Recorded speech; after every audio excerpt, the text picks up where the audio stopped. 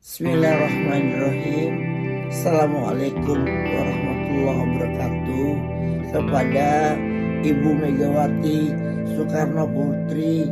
Sakit keras, presenter senior, Dorce Gamalama meminta uluran tangan berbagai pihak. Bahkan, belum lama ini, Dorce Gamalama juga meminta bantuan kepada Megawati Soekarno Putri. Dalam video yang diunggah pada Selasa, tanggal 18 Januari tahun 2022, itu, Dorce tampak berbaring lemah di kasur. Dengan suara lirih, Dorce mengungkapkan jika dirinya membutuhkan bantuan dana untuk berobat. Secara gamblang Dorce mengungkap jika dirinya pernah menghibur Megawati Soekarno Putri. Tak butuh waktu lama, permintaan tersebut langsung mendapatkan respon dari Presiden RI kelima tersebut.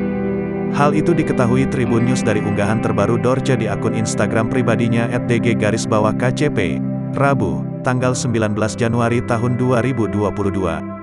Sambil berbaring di atas kasur, Dorce mengucapkan rasa terima kasihnya pada Megawati. Kepada Ibu Megawati Soekarno Putri, yang telah memberikan sumbangan kepada saya, ucap Dorce. Ia berdoa agar Megawati selalu dalam lindungan Allah Subhanahu wa Ta'ala. Semoga Allah limpahkan rahmat dan kasih sayang kepada Ibu.